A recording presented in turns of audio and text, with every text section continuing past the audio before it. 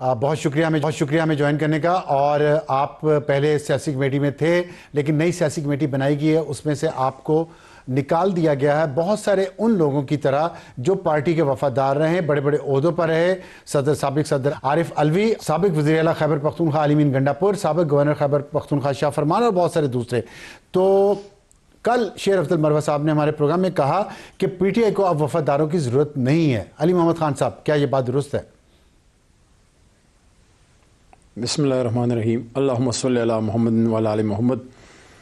वफ़ादार की ज़रूरत तो हर ऑर्गेनाइजेशन को, हर जगह और पूरे मुल्क को, दुनिया की हर जगह को होती है। जिस तरह बदन को रूह की ज़रूरत होती है, उसी तरह वफ़ादार की ज़रूरत होती है किसी फ़ौज को चलाने के लिए, किसी सियासी जमात को चलाने के लिए, किसी चैनल को चलाने के लिए, किसी घर को चलाने के लिए।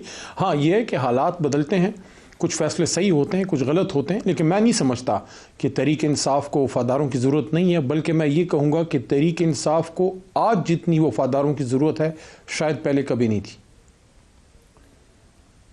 अच्छा, मैं ज़रा आपको सुनवा दूं कि शेर अफजल मरवा इस बात पे कहा क्या है। उन्होंने कहा कि नामों पे ज़रा नज़र डालें। यह पार्टी को वफादारों की जरूरत ही नहीं है, मेरिट नहीं है, और जो ज्यादा उनका वफादार हो सकता है खान का नहीं। ये नामों पे जरा नजर डालें। अली अमीन खान को भी माइनस कर दिया आपने, वज़ारत आला से निकाला, इसके बाद आपने पॉलिटिकल कमेटी से भी निकाला। ये अदम एतमाद है आपका उन पे।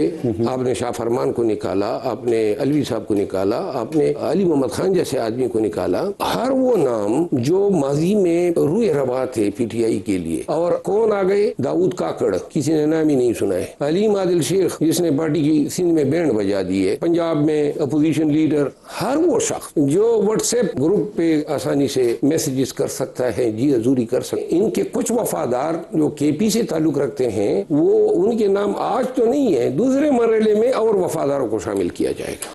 आपने सुना अली मोहम्मद खान साहब, व्हाट्सएप पे जो मैसेज कर सकता है, जो जी हजूरी कर सकता है, जो किसी धड़े के साथ है, जो मेरिट पे नहीं है, उनको रखा गया है। शेर अफजल साहब बड़े भाई हैं और उनका बड़ा एहतराम है, वो आज़ाद हैं अपनी बात करने में। मैं उनकी बात का जवाब नहीं दूंगा। उनकी कुर्बानी है इस जमात के लिए मुश्किल वक्त में, और मैं समझता हूँ कि इमरान खान साहब ने उनको बड़ी इज़्ज़त दी। और मेरी तो 1 साल और 1 महीना हो गया इमरान खान साहब से मुलाकात नहीं हुई, लेकिन मेरे सामने खान साहब ने उनका बारहा जिक्र किया कि उनकी दिलेरी की वजह से लोगों ने उनको इज़्ज़त दी है। तो अल्लाह करे उनके मामलात भी ठीक हों। खान साहब से अगर कभी उनकी मुलाकात हो तो हो सकता है उनके मामलात भी ठीक हों। मुझे याद पड़ता है उनके मामलात पे हम बात नहीं करना चाह रहे। मैं सिर्फ ये चाह रहा हूँ कि आप क्या महसूस करते हैं, ये बातें जो उन्होंने की, मेरिट नहीं है। और आप ज़ाहिर आपका बहुत रोल है, मुझे आपकी वो तकरीर कभी भी नहीं भूलती जो आपने असम्बली के फ्लोर पे की थी। अदम एतमाद की तहरीक जब खान साहब के ख़िलाफ़ कामयाब हुई थी, उसके बाद जो आपने तकरीर की थी, और सिर्फ आप पे इतना एतमाद किया पूरी पार्टी ने कि आपको छोड़ा उस हॉल में, बाकी सब लोग चले गए।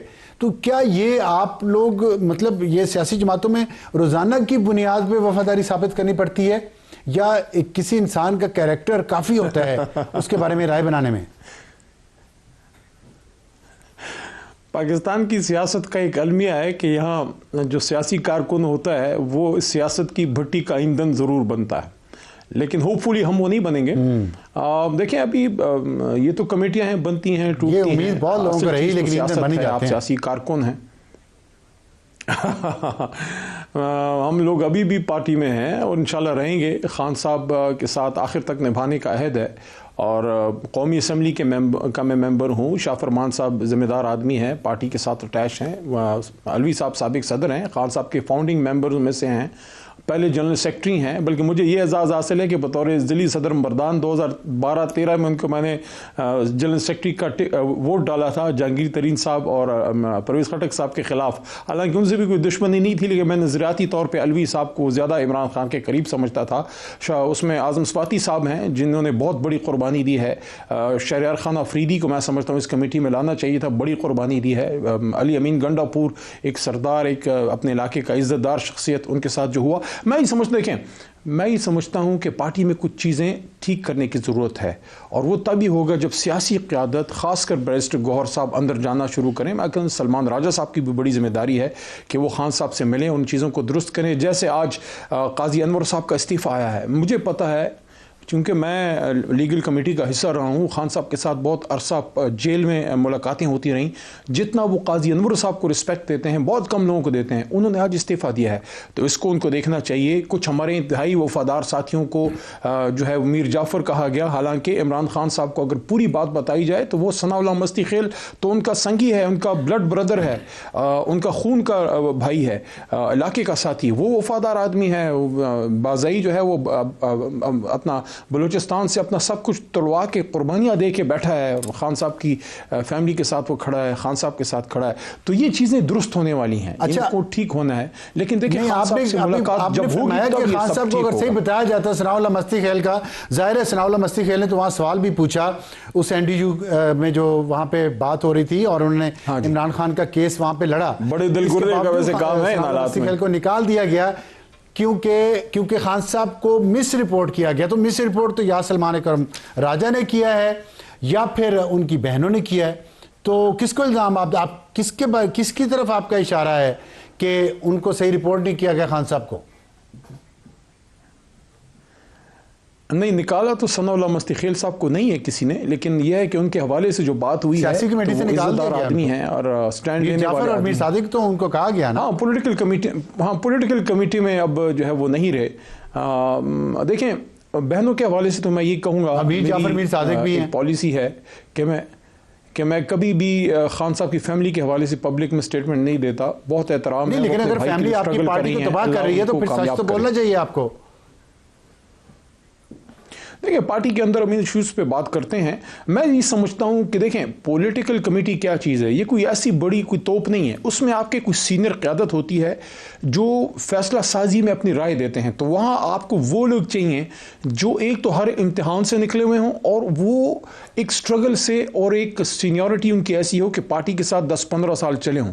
तो अगर आप देखें तो आज़म स्वाति साहब को बड़ा, ये जो वहाँ जो है वहाँ अलीम आदिल शेख हैं, ये कौन सी उसमें से निकले हुए हैं? कौन से इन्होंने वो किया है, आजमाइशों में से निकले हैं? जो आरिफ अलवी को वहाँ मैं थोड़ा सा इख्तिलाफ रखूंगा, आपको निकाल दिया। वहाँ मैं थोड़ा सा इख्तिलाफ रखूंगा मोहतरम शेर अफजल भाई की बात से, क्योंकि हलीम आदिल शेख ने मुश्किल हालात में सिंध को और कराची को संभाला है, और दाऊद काकड़ जो है बलूचिस्तान में वो अपनी टांग तोड़वा बैठे, तकलीफ़ से गुजरे हैं। 26 नवंबर में 9 मई के बाद उन्होंने मुश्किलात सही हैं, वो हैं सालार काकड़ हैं, ये लोग सारे कुर्बानी दिए बैठे हैं। तो ये भी पार्टी के पुराने और तगड़े लोग हैं।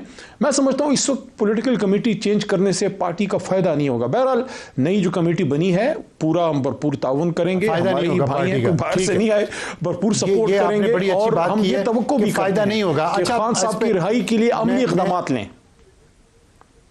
ठीक है, अमली इक़दाम क्या होने चाहिए आपके ख्याल में? देखिए, मैं तो क्लियर कट, मैं देखिए मेरी बात सुनिएगा। मैं बावजूद इसके कि पॉलिटिकल वर्कर हूँ, मेरा बैकग्राउंड लॉ और साइंस दोनों का है, इंजीनियरिंग का, तो वहाँ बड़ी क्लैरिटी होती है आपकी लॉजिक में। देखें, आपने अगर हज पे जाना है 3 रास्ते हैं, या पानी से जाएंगे या हवा से जाएंगे या ज़मीन से। अगर तीनों रास्ते बंद हैं तो फिर आपको सोचना होगा कि चौथा तो कोई रास्ता नहीं है। इमरान खान की रिहाई के लिए या एहतजाज है, या अदालत है, या डायलॉग है। अदालत 26वीं तरमीम बिलखुसूस 27वीं तरमीम के बाद तो मैं नहीं समझता ज़्यादा होप है। एहतजाज अगर 10 लाख बंदा रोड पे निकल सकता है फिर कोई उम्मीद है। डायलॉग ही, सियासी डायलॉग ही एक रास्ता है। ये बात शायद लोगों को बहुत ज़्यादा अच्छी ना लगे, लेकिन पॉलिटिकल रास्ता ही उनकी रिहाई का एक रास्ता है। या अगर हम 10 लाख लोग निकाल सकते हैं, लेकिन पंजाब की जो सूरत हाल है वो बड़ी दिगरगूं है, वो बड़ी फस्तायत है, बड़ा जुल्म है। और ये बातें मैं सिर्फ मीडिया पर नहीं करता, ये मैंने किसी और के नहीं, खान साहब को बराह रास्त पिछले साल जेल में की, जब बुशरा बीबी भी साथ बैठी हुई थी, कि खान साहब इस वक्त आपकी रिहाई का मुझे जो लगता है 26वीं तरमीम के बाद सारे रास्ते बंद हैं, हमें कोई पॉलिटिकल डायलॉग करना होगा। और पॉलिटिकल डील नहीं, नो डील, डायलॉग। किसी तरीके से इमरान खान साहब निकले। उनको मैंने ये भी कहा था कि इमरान खान साहब, आप मेरे लीडर हैं, मैं आपका वर्कर हूँ, हम कोलीग भी हैं, आपका मुझ पर हक है कि मैं आपको सच्ची बात बताऊँ। मैं आपको ये कहना चाहता हूँ कि जेल की इस तवील असीरी की वजह से कौम को लीडर से महरूम कर दिया गया है। कौम का ये हक है, कौम का वक्त ज़ाया हो रहा है। इमरान खान को बाहर लाना चाहिए, वो बाहर आए और कौम को लीड करें। तो मैं ये समझता हूँ कि ये जो कमेटी है इसको पहली फुर्सत में हुकूमत से ये बात करनी चाहिए कि आप हमें लीडर तक रसाई दें, हम इमरान खान साहब से मिलेंगे, उनकी इजाज़त से फिर कोई सियासी रास्ता बनेगा, लेकिन रास्ता होगा सियासी। और मुझे कोई रास्ता ऐसा नजर नहीं आ रहा, चाहे किसी को सही लगे, किसी को होगा। यही बात आज इमरान इस्माइल और महमूद मौलवी ने भी एक प्रेस कॉन्फ्रेंस में की है। उन्होंने जो बातें की, आप उनसे मुत्तफिक हैं? देखिए, मौलवी साहब हमारी पार्टी के पुराने साथियों में से हैं, लेकिन मेरा उनसे ज़्यादा वास्ता नहीं रहा। इमरान इस्माइल भाई तो बड़े भाई की तरह थे और अब भी मैं समझता हूँ, और इमरान खान के उस ज़माने के साथी हैं जब पीटीआई में अभी जो है ना इक़्तिदार का फूल नहीं खिला था। वो पानी डालने वालों में से हैं, दरख्त उगाने वालों में से हैं, लेकिन बदकिस्मती से बेचारे को मजबूरी में कहीं जाना पड़ा। मैं उस पर नहीं कमेंट करता।